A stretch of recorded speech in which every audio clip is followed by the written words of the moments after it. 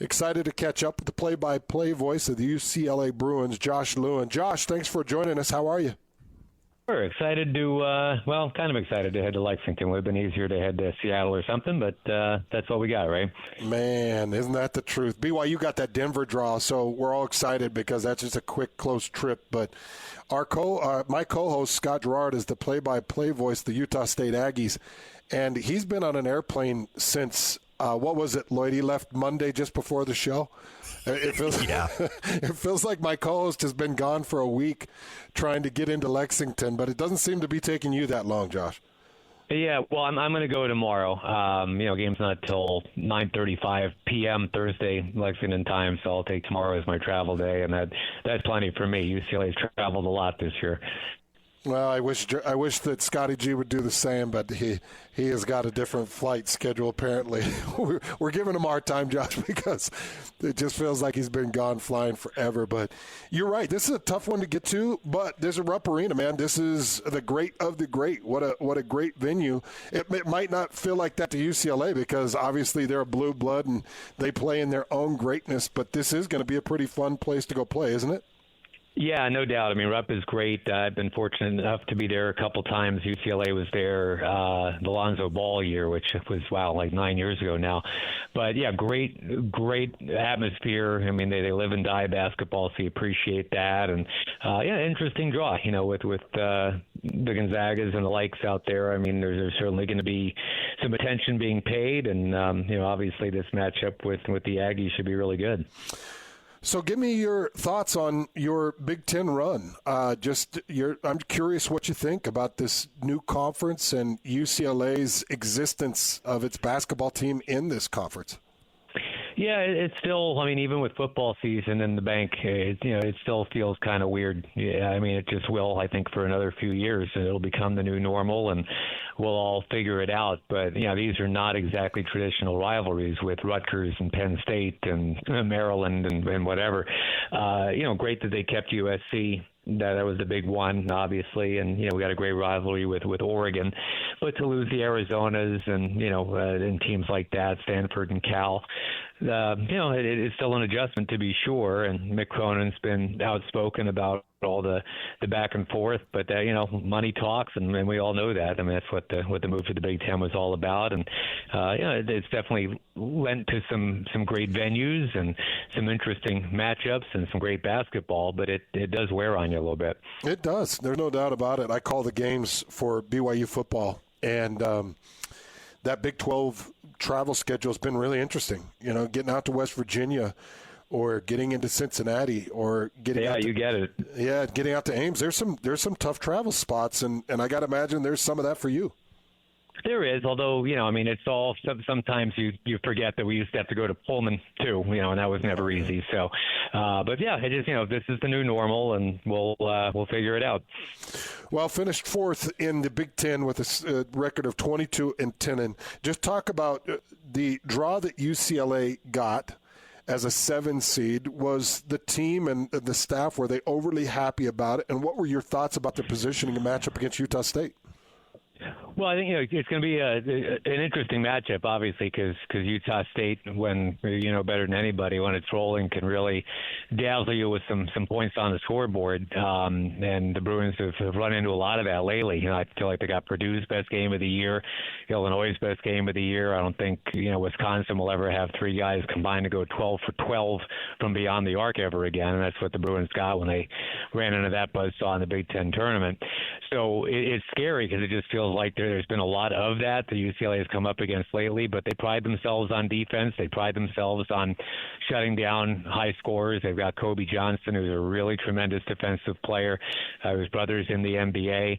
Mick Cronin's attention to detail on defense is always first and foremost. So you'd like to think from the UCLA perspective they're due to keep somebody in the 60s one of these days, but obviously Utah State's capable of putting up 82 on you.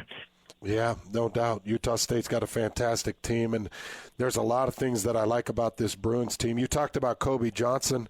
I was watching a little bit of Sebastian Mack as he comes off the bench, and he gives you a heartbeat. But talk a little bit more about this starting 5. What makes them? What sets them apart? What put them in a position to be in the tournament in the first place? Well, they're just so inconsistent. I mean, when they're on, I mean, they got two scorers. One is Bilodeau, who's a transfer from Oregon State. The other is Daly, who came in from Oklahoma State. And, against USC in the season finale, they were their usual brand of terrific. Daly was 10 for 13 and had 25 points, I think it was. Then the two of them combined to go 1 for 13 against Wisconsin. They missed their last 12 shots combined, and Wisconsin's top two scorers outscored the Bruins' top two scorers 44-2. So you're not going to win a game like that, and then that just kind of underscores it. When Bilodeau is stepping out and hitting a three, he's dangerous. He can certainly go inside and score as well. Daly is a more of a creator, and he's capable of his 18, 20, even 25-point games, but he just put up a 0 against Wisconsin. So you mentioned Sebastian Mack. He's kind of that get to the rack guy. He's fearless, and he'll come off the bench and do that. And the other guy is the 7'3", kind of Zach Edey type in a Mata, who's the Spaniard who's still kind of learning a lot about basketball and America in general. Total work in progress, but 7'3" is 7'3", and then if they can get him the ball inside, that's an easy bucket. So that's kind of how it goes on offense. There, Sky Clark is another guy that I think you watch for. He can get hot from three, but we don't really have that one go-to. Used to have Juzang, obviously. Used to have Jaquez. Way back in the day, as I mentioned, Lonzo Ball. There was always a guy or two guys that you could just trust when you needed a bucket. You could just give it to them and get out of the way. They don't really have that guy anymore. How has this team's health been through the season, and where are they health-wise right now coming into the tournament? They're good now. I mean, they had, like I think everybody else, a few ups and downs. Daly had a broken nose, and Bilodeau had an ankle thing, but everybody's fine now. I think that's the thing that's really more than anything hurt the Bruins last few years in the tournament. A couple of years ago, I thought they were in prime position to win it all. But Jalen Clark, who's now in the NBA, he got hurt in the season finale, blew out his Achilles. And then the Dembona, who's now in the NBA, diving for a loose ball in the Pac-12 tournament. I almost said the Big Ten tournament, but he wrecked his shoulder, going after a loose ball. So all of a sudden you're down your two-star defensive players and two of your top three scorers, and they still almost beat Gonzaga and still almost got into the Elite Eight. But yeah, all you can ask for is to be healthy, and for the first time in a while in mid-March they finally are. Talk a little bit about Mick Cronin, his run with UCLA. I think took the job, was it 2019 or was it 2020? And just talk about what he's done for this program. Well, he certainly brought that kind of Big Ten style toughness, right? I mean, it's always been kind of a razzle-dazzle L.A. Showtime kind of thing that the Bruins have been known for in the past, and that's just not who Mick Cronin is. This is a lunch pail guy, get in your face, obviously, if you're messing up, and he expects defense, and he expects attention to detail, and there's not a lot of alley-oop or anything like that going on anymore. It's just guard your position and play it well, and look for the open man. It's just a lot of old school stuff that we're all taught in 8th and 9th grade, but he just kind of takes it to that extra level. And he's been great in terms of getting people focused. And the thing about UCLA, and I haven't been there forever. I've been there, I guess, this is my 9th year. But, it's very rare that you walk into an arena with all that history and the only banners that are up are national titles. Like, they're not going to put up a Final Four or a Pac-12 championship, or, crosstown USC made an Elite Eight once, and they have that banner flying high. So, it's very telling that with UCLA, if you don't win a national championship, nobody gives a you-know-what. Yes. And, so you need the kind of player who's okay with that pressure. If you make the Final Four, it's like, yeah, but you didn't win it all. And I think Mick Cronin is the exact right coach, because that's his thing. It's like, let's just get ready for the middle of March. Let's get ready to go 6-0, and I don't really care what the regular season record is, but we're here to win a banner. I think that's hilarious. I mean, it's tough to get recognition, isn't it? I mean, yeah, right. If I'm not mistaken, he's got a Final Four and 2 Sweet 16s with UCLA in his time there already, doesn't he? Yeah, and which is great. But again, they haven't won it all in exactly 30 years, and it's kind of like the Yankees, not winning since '09, or not even making a World Series since '09 until this last year. It's this whole "what have you done for me lately" thing, and nobody cares if you have a better than 500 record or a first or second place finish every year. It just doesn't matter, and that's really unfair because I like to think a 22-win season is pretty good. But unfortunately, this is a very competitive market. You got the Lakers, you got the Clippers, you got NFL, you got the Dodgers. I mean, there's a lot of winning going on. And you got a beach. So, if you're not actually cutting down a net, they're not looking at you. And I think Mick really embraces that challenge.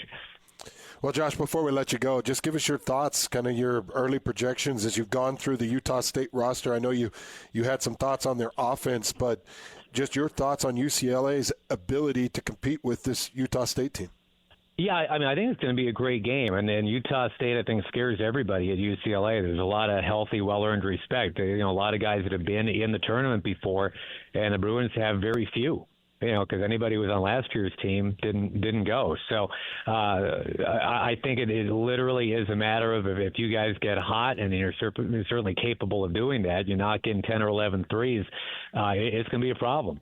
If it's one of those games where y'all are 6 for 26 from distance, I think the Bruins win by 10. But, it's I think this is the kind of game where it's going to be, a really, really good offense against a really, really good defense, and then we'll see if the Bruins can step up to the challenge.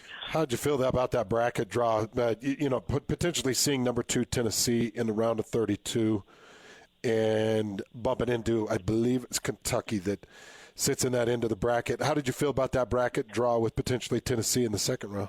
Yeah, not great, but look, whoever you're going to get as a 2 or a 3 is going to be a really, really good team. The Bruins, I thought, had a great shot to grab a 5 if they just would have not stumbled down the stretch. They had a horrible home court loss to Minnesota where they just clanked every free throw and just handed the game over to a very mediocre team. I think that knocked them a full seed line back, and to have the early exit in the Big Ten tournament, I think didn't help either. So 7's not great, but it's better than the 12, and it's better than being left out. So nobody's complaining. It's a challenging bracket, but I think all of them are. Well, Josh, thanks for your time. When you see Scotty, give him a punch in the arm and tell him that we miss him back here in Salt Lake City. And good luck, man. Have fun Thursday night. Appreciate you, brother. Yeah, thank you. And then look, joke's on me if my flight gets delayed and I miss the whole thing. But I didn't feel the need to be in Lexington on a Tuesday for a late tip on a Thursday. Believe me. That would only be Scotty G, my friend. Thank you, Josh. All right, man. Be well. All right, there you go.